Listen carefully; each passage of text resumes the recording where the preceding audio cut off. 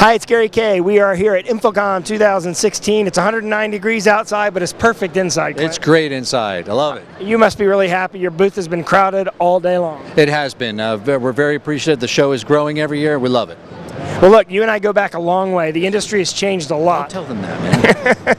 We literally go back like 25 years. The industry has changed a lot. I mean, it's a different industry now. And Kramer here at InfoComm is literally making a significant change in everything. Like you're pushing everything to the network. I mean, that's a significant difference for our industry, but also for your company, right? Yeah, I said earlier today, I'm an old AV guy working for an old AV company, and we woke up in a world of millennials and the Internet of Things. Yeah. So we have to recognize that and deal with that effectively, or we're just going to fall behind. So absolutely, we've been hearing about AV and IT convergence for 15 years. Yeah. I think we're literally finally on the precipice of falling off into that IT world. And there's an expression I stole from somebody else that's, hey, IT has never lost a convergence. So I think we're right about there. Yeah, I agree with you too. So yeah, at ISE you kind of launched Kramer Network and you launched Kramer at Work stuff, but now here at InfoComm, and you can of course find out information on that at KramerElectronics.com. Here at InfoComm, you're launching a new Kramer control system. That is correct. So what we've basically done, just to step back for 1 second, is we said, hey, look, we're an old hardware company and we sell boxes and we're going to continue to sell boxes. But we also have to sell solutions like software and cloud-based solutions. And so yes, we've introduced a new control solution for 2016 and beyond that we built from the ground up. If you look at the history of control in the Pro AV market, it's been pretty much done the same way since the late 80s, early 90s. You go to school for a manufacturer, you learn a particular language, you start writing code, you got to be on site to do it. We're changing all that. Do you think, and I'm asking an honest question here, try to remove your Kramer hat a little bit because you have a lot of other industry experience outside of Kramer. Do you think the market will, I mean, one of the things, my observation I guess, is that when we try to bring in new technology or new processes into the market is resistant. Do you think the timing is right for network, or do you still think it's going to be one heck of an educational process for the integrators, for example, to understand the value or the difference in selling a cloud-based control system versus it's harder to sell an intangible, right? I understand. You know, look, it's going to be different for every type of integrator. Every integrator is different. But what it's going to do, what's going to drive it is the same thing that happens in the consumer world. It's going to be driven by the end user. If the end user says, hey, I want that instead of that, then they're going to adapt to it. So, they're doing things a certain way and making money and being successful at it right now. So the change has to be driven from the customer level. Right, and in fact, if they, like you said, the customer will eventually drive it and force it to happen, right? Correct.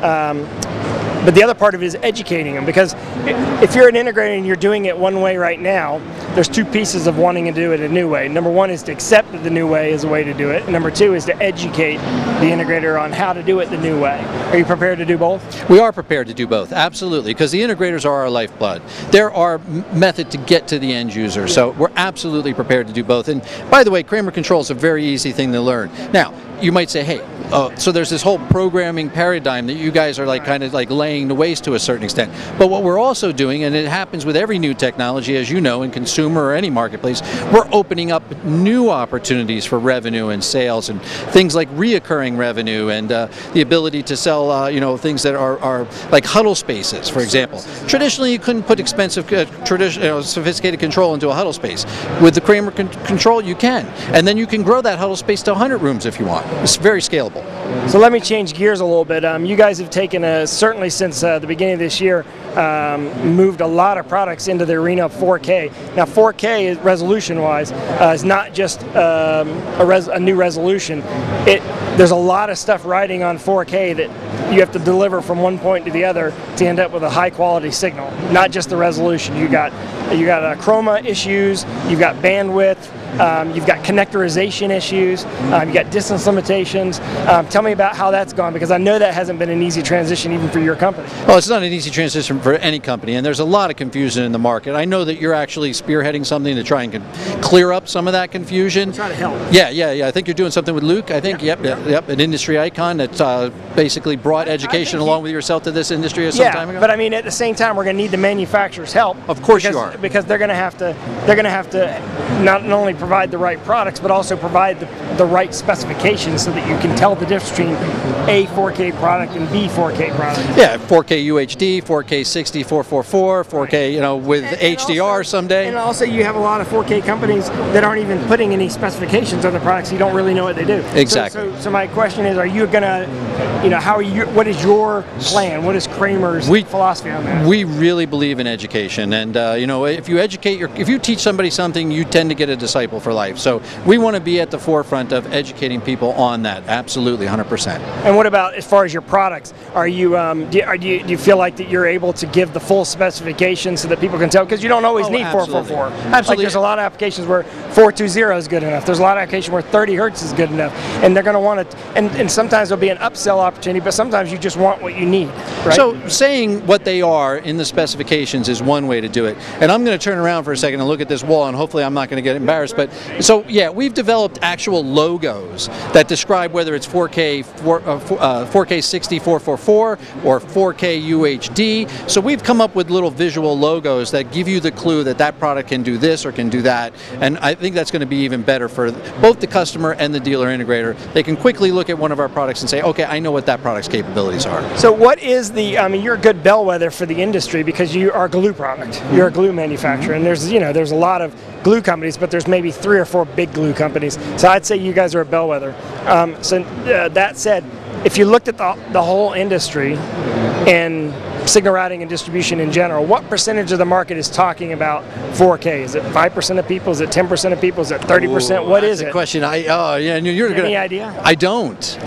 Because it's a big, it's huge buzz at ISE, huge buzz here. A lot of people are confused by it, but I wonder what part of the industry, because I think that what's going to happen is, even unlike HDMI, I think it's going to happen very rapidly. So you're thinking the content is going to come from being non-existent to being pervasive. Is that what you're thinking? Quickly. And I think what's going to happen, in my opinion, is that a lot of it's going to be driven from the display companies. Because if I were a display manufacturer and I'm looking at how do I standardize my production line, I might as well go ahead and build 4K everything. Well, and if I standardize on that, that means that everybody has the pathway to put 4K anywhere they want. That's exactly right. Because if you want to make 4K glass right now, it's as inexpensive for the manufacturers as the old 1080. So they're switching it over. Right. So now you got the ability to display it, but you don't have the content. So that's why I think there's all this talk about, well, I want to get the content to put on that thing I just spent money on. And 4K content doesn't have to be 4K. Like the idea of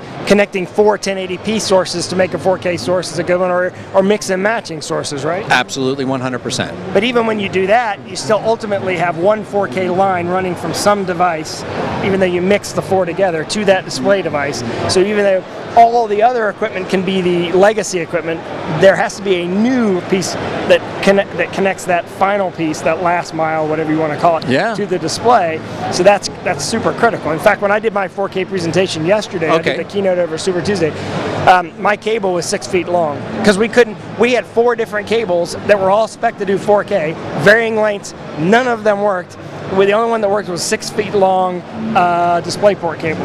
So even the manufacturers, none of them were Kramer, by the way. So therefore, I'm not taking a shot at you. But there were a lot of your competitors, interestingly enough, and they spec'd the product. They spec'd it. And of course, I didn't bring the cable. The projector manufacturer did, and it didn't work, even though it's spec'd for 4K. So it's going to get frustrating. But I guess it benefits a company like you if you're willing to be honest on the specifications. Well, the whole thing's a quagmire too, because if you think about it, I recently saw a video from one of the large competitors talking subtly about another large competitor. I think I saw the same video. Yeah, and they're like, hey, what's the point of having a 50 gigabytes backplane if you can only have a 9 gigabytes inlet? Yeah, so I don't know exactly. And then there's like, well, hey, let's look past that to 8K. Yeah. So now we're moving the conversation to 8K. It's like, it's just crazy. And when is good enough good enough? I mean, well, I think everyone always, and I think in the case of 4K, unlike HD, everyone went to HD for 2 reasons. It was digital, which either worked or didn't work, right?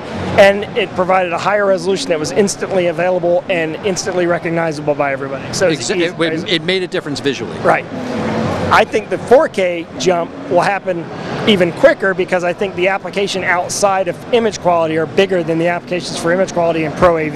Meaning? In the consumer market, everybody will want 4K, and they'll get 4K just like everyone's got 3D TVs, even though only 3% of people use them.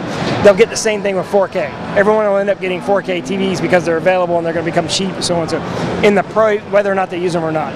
But in the Pro AV market, the 4K applications, I think, for non-4K signals will outnumber the 4K applications, meaning like the collaborative product application or the video wall application. The video wall application, 100%. Now you're going to think that'll be bigger in the short term than even though, like, I think a lot of Pro AV people aren't going to put in 4K for the image quality. They're going to put it in for the ability to fill Gary, a room with lots of pixels. I agree with you 100%. Yeah. 100%. And so then that's what makes the whole 8K conversation and people wanting to go there now. Yeah. Even more, yeah, exactly. Yeah, and exactly. I think so. I think 2 years from now, I think we'll be standing here, and I think that what will be interesting is you look around a show like this everywhere, and if I'll take my camera person, ask her to just do a circle around the show, around the whole entire floor, and shoot up that the Samsung booth, if you don't mind over here. Shoot the Panasonic booth, and then come back this way. Shoot the Epson booth. And I think what's interesting is, one thing that you and I can remark on is everything's a rectangle or a square. Yes. 2 years from now, it's not going to be that way. I think you're going to see all sorts of shapes, because we can now throw away pixels we don't need and make whatever and shape. Still have a high quality picture. Still have a high quality picture, right? We're forced into this shape right now because we're wanting to fit into what we. And now, when we have 4 times the density of pixels, we can make whatever we want. Throw away a third of our pixels. We're still 3 times the resolution we are now. Absolutely, and that's an incredible. I love that prediction, because frankly speaking, that makes our world so much more interesting. Okay, so that's sort of like I'm sort of giving you an idea, maybe, I don't know. Sure. That I think a company like yours and others like yours have to think outside the box, literally outside the rectangle. Understood. Because I think someone's got to deliver the capability of doing that, and it doesn't exist right now. And you totally didn't. We didn't discuss this, but you just set up our whole new logo, our whole new theme at the Kramer Electronics, AV Beyond the Box. Okay, well, we didn't rehearse that, but I thank you for the plug. It was a great because plug. we've got this 20-some year relationship here. But anyway, yeah. So Clint, I really appreciate it. Is there anything else we should talk about that I'm missing? I mean, Kramer's. You guys have grown a lot. I mean, obviously, years ago when I first became associated with Kramer, they were a little small company, exactly. And now you're a big player. That's all because of you, isn't it? No. Of course, absolutely. No. I work with the greatest people in the industry. I always say that happiness in a job is the people you work with and the people you report to. And at Kramer, we got great people. So that's why I'm here, and I love it here. So. Well, congratulations. Best of luck to you the rest of the show. Of course, we're going to go around and shoot videos on all the individual products that they're launching here at the show. Maybe even some ones that they launched at ISE. Yep. All you have to do is type in Kramer in the video search window, Kramer, or of course you can go to Kramer.com. But we got a long way to go. Thanks, Clint. Thanks for joining me. It's good seeing you again. Thanks for watching. Thank you.